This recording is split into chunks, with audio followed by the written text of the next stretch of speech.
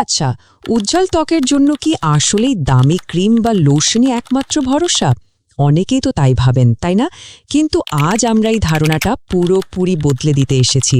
এই আলোচনাতে আমরা প্রাচীন বৈদিক জ্ঞান আর আধুনিক বিজ্ঞানের একটা দারুণ মেলবন্ধন ঘটাবো। এমন কিছু রহস্য জানব যা স্কিনকে শুধু বাইরে থেকে নয়, একেবারে ভেতর থেকে সুন্দর করে তুলবে। কখনো কি এমনটা ভেবে দেখেছেন যে আপনার গালের ব্রণগুলো আসলে আপনার পেটের সমস্যার কোনো সিগন্যাল দিচ্ছে? হ্যাঁ, শুনতে একটু অবাক লাগলেও এটাই সত্যি। এর পেছনে কিন্তু স্কিন আর আমাদের ভেতরের স্বাস্থ্যের একটা গভীর কানেকশন আছে। চলুন এই ব্যাপারটাতে একটু ডুব দেয়া যাক।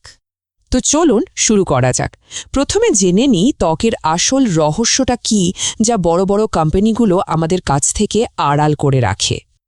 দেখুন, ব্যাপারটা হলো বড় বড় কসমেটিক কোম্পানিগুলো একদমই চায় না যে এই সত্যিটা আমাদের সামনে আসুক।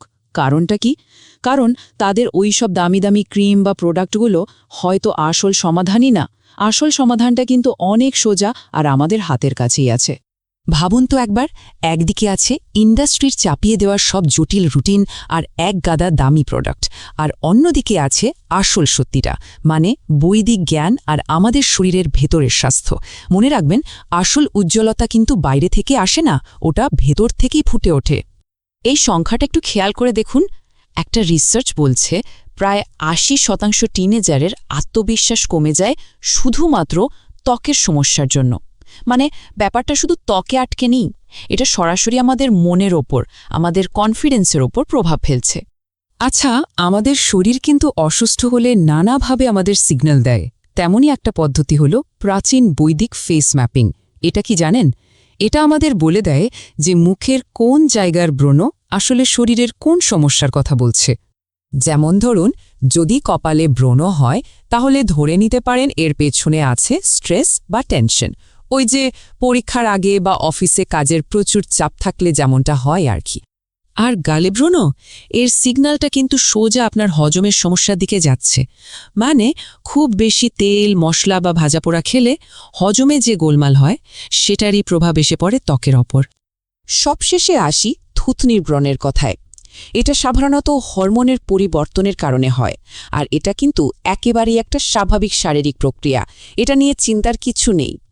তো সমস্যা তো বোঝা গেল, কিন্তু সমাধানটা কি?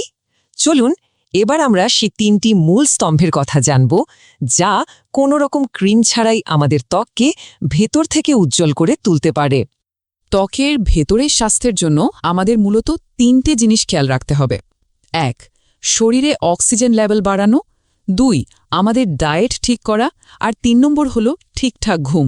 চলুন একটা একটা করে এগুলো জেনে নিই। অক্সিজেন লেভেল বাড়ানোর জন্য ১ নম্বর আর সবচেয়ে সহজ নিয়মটা কি জানেন? প্রচুর পরিমাণে পানি পান করা। শরীর যখন হাইড্রেটেড থাকে তখন রক্ত খুব সহজে ত্বকের প্রত্যেকটা কোষে অক্সিজেন পৌঁছে দিতে পারে, আর এতেই ত্বক ভেতর থেকে সতেজ হয়ে ওঠে। তবে এর সাথে একটা প্রো টিপ আছে, সেটা হলো শীর্ষাসন বা হেডস্ট্যান্ড, মানে মাথা নিচে আর পা ওপরে রাখা। এতে হয় কি, মুখের দিকে ব্লাড আর অক্সিজেন সার্কুলেশন সাংঘাতিকভাবে বেড়ে যায়।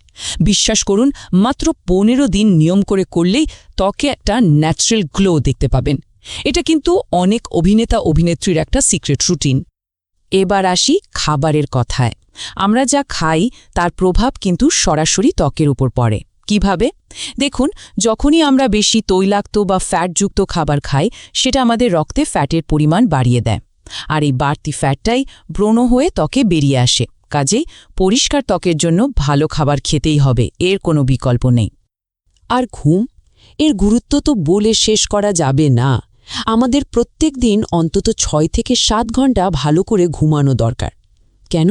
কারণ ওই ঘুমের সময় কিন্তু আমাদের ত্বক নিজেকে রিপেয়ার করে, মরা কোষ ঝেড়ে ফেলে আর নতুন কোষ তৈরি করে। তো ভেতর থেকে তো আমরা ত্বককে ভালো রাখছি, এবার বাইরের যত্নের জন্য একটা সহজ কিন্তু খুব কাজের রুটিনের কথা বলা যাক। যে কোনো রুটিন শুরু করার আগে সবচেয়ে জরুরি হলো নিজের স্কিন টাইপটা জানা। এর জন্য বাড়িতেই একটা ৩০ মিনিটের সহজ টেস্ট করতে পারেন। প্রথমে ঠান্ডা পানি দিয়ে মুখটা ধুয়ে নিন, কিচ্ছু লাগাবেন না। এবার ৩০ মিনিট অপেক্ষা করুন। তারপর আয়নার সামনে গিয়ে দেখুন আর ত্বকটা ছুঁয়ে অনুভব করুন। যদি দেখেন ত্বকটা কেমন টান টান লাগছে, তার মানে আপনার স্কিন ড্রাই বা শুষ্ক। সেক্ষেত্রে সকালে শুধু পানি দিয়ে মুখ ধুলেই চলবে। যদি মুখটা তেলতেলে লাগে, তাহলে আপনার স্কিন অয়েলি, তখন একটা হালকা ফেস ওয়াশ ব্যবহার করুন। আর যদি দেখেন ত্বক লাল হয়ে গেছে বা জ্বালা করছে, তাহলে বুঝতে হবে আপনার স্কিন সেনসিটিভ। তখন আলতো করে মুখে বরফ ঘষতে পারেন, আরাম পাবেন।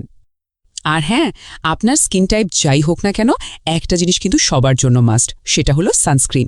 সূর্যের ক্ষতিকারক ইউভি রশ্মি থেকে ত্বককে বাঁচানোর জন্য এটা কিন্তু লাগাতেই হবে, কোনো ছাড় নেই।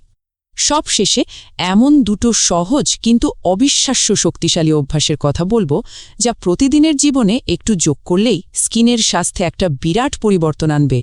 প্রথমটা হলো শ্বাস নেওয়ার পদ্ধতি। আমাদের সবসময় নাক দিয়ে শ্বাস নেওয়া উচিত, মুখ দিয়ে নয়। কারণটা খুব সায়েন্টিফিক। আমাদের নাকের ভেতরে ছোট ছোট চুলগুলো একটা ন্যাচারাল ফিল্টারের মতো কাজ করে। এটা ক্ষতিকর ব্যাকটেরিয়াকে রক্তে ঢুকতে দেয় না, ফলে ত্বকও সুরক্ষিত থাকে। আচ্ছা, একটা প্রশ্ন করি, দিনে কতবার নিজের অজান্তেই আমরা মুখে হাত দিই?